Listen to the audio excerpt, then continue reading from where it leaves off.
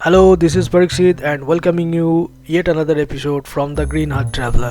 अभी हम लोग जा रहे हैं हमारे टूर का last destination point Bandhavgarh safari पर।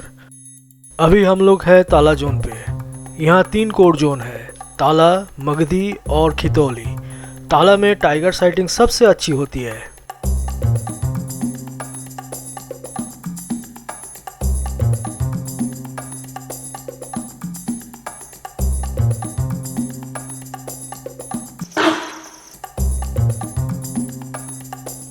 मैं देख रहा हूँ कि ये जंगल घास के मैदान से भरा है। हमारी नॉर्थ बंगालों के जंगलों में ग्रासलैंड कम ही देखा जाता है। जंगल में जितना अधिक ग्रासलैंड होता है वो जंगल उतनी ही रिच होती है और घास का मैदान बाघों के लिए आदर्श होता है। क्या आप पहाड़ के ऊपर एक मंदिर की चोटी देख रहे हैं? वो लक्ष्मण जी का किला है। माना जाता है त्रेता युग में राम जी ने अपने भाई लक्ष्मण को ये किला उपहार में दिया। बांधवगढ़, बांधव मतलब भाई और गढ़ मतलब किला। वर्ष में सिर्फ एक बार कृष्ण जन्माष्टमी के दिन ही ऐसा अवसर आता है जब आम नागरिक यहाँ जाते हैं। पहाड़ों में दुर्गम रास्तों से ट्रेक करके जाना पड़ता है।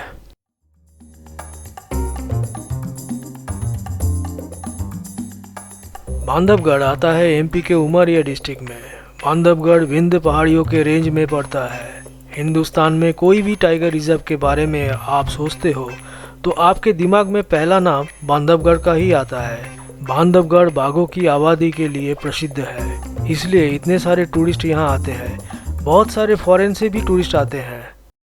एक समय बांधवगढ़ बाघेल शासकों के हाथ में था। ब्रिटिश साम्राज्य में इसे शिकार के लिए गेम सेंचुरी के हिसाब से यूज होता था। 1972 में वाइल्ड लाइफ एक्ट आने से पहले ही 1968 में बांधवगढ़ को राष्ट्रीय उद्यान घोषित किया गया। फिर 1993 में टाइगर रिजर्व बनाया गया।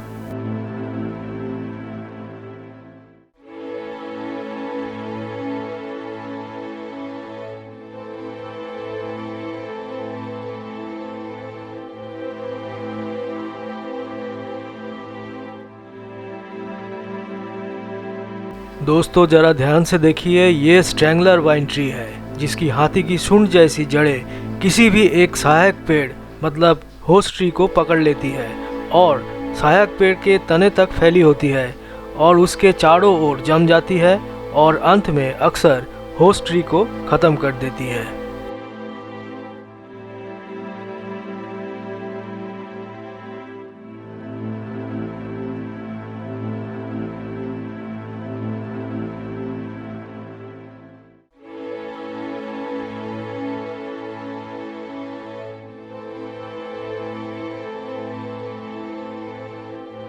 मैंने बहुत सारे जंगल घुमा है, लेकिन मैंने कभी किसी सांभर हिरन को इतने करीब से खाते हुए नहीं देखा। ये हिरन भी नहीं डरी, हमें अलाउ की।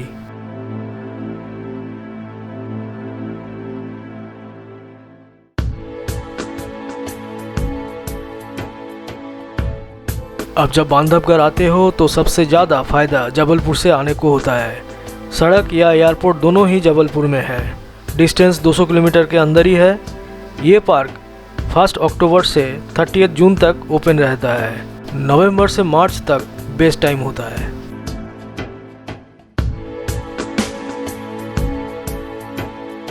ये पहाड़ एक टेबल टॉप की तरह दिख रहा है।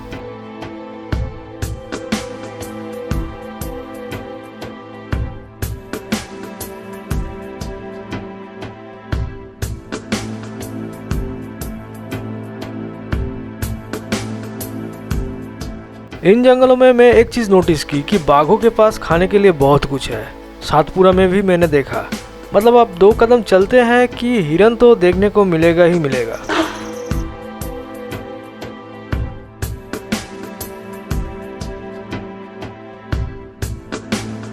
हमने कई जगह कुछ प्राचीन शिलाएं भी देखी। फॉर योर इन्फॉर्मेशन, पहले 105 वर्ग किलोमीटर इसका एरिया था, मगर अभी बढ़कर 716 वर्ग किलोमीटर हो गया। This park has large biodiversity. 37 प्रकार के बड़े मैमल्स हैं। बाघ के अलावा लेपर्ड लार्ज नंबर में है। कई प्रकार के हिरन जैसे sambar, barking deer, spotted deer और nilgai, Indian wolf, spotted hyena, sloth bear जैसे बहुत सारे प्राणी हैं। 350 से भी ज़्यादा प्रजाति के पक्षी, तितलियों के 80 प्रजातियां और कई प्रकार के रेप्टाइल्स मिलती है।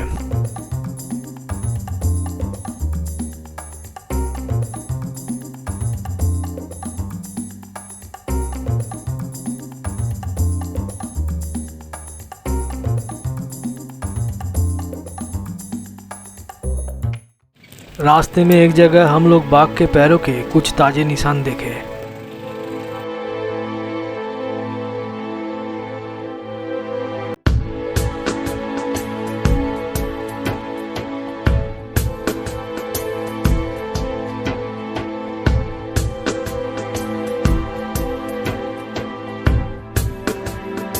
इस वन में लंगूर और बंदर दोनों प्रजाति एक साथ रहते हैं।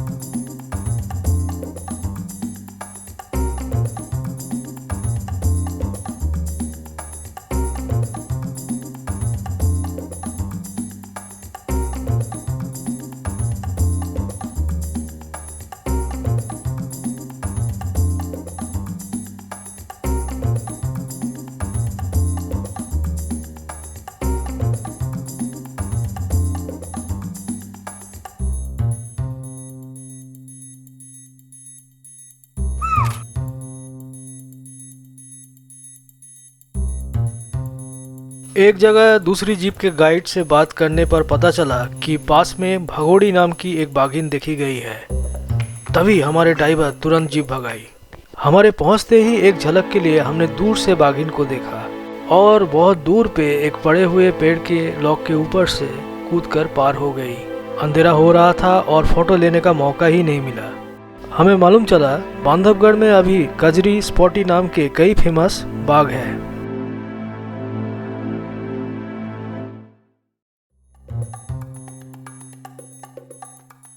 अब हम जंगल की बाउंड्री के पास से जा रहे हैं। बाउंड्री के उस तरफ गांव है।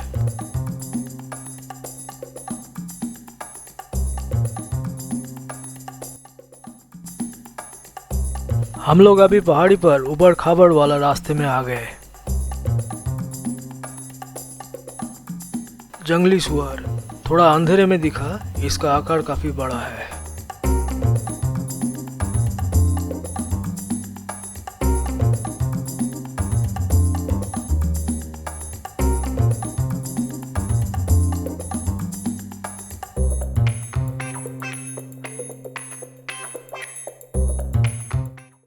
एक जगह हमने इस ग्रासलैंड में हलचल देखी।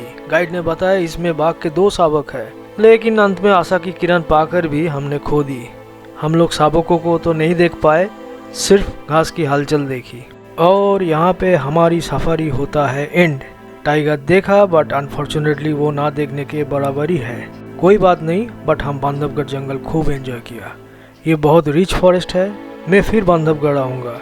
एक बार बांधवगढ़ में मुझे बाघ देखना ही होगा। और ये जंगल इतना खूबसूरत है, सिर्फ बाघ के लिए नहीं, आप कई बार सिर्फ इस जंगल को देखने आ सकते हैं। फ्रेंड्स, अगला एपिसोड मध्य प्रदेश छत्तीसगढ़ सीरीज का आखिरी एपिसोड होगा। अभी के लिए नमस्कार एंड गुड बाय।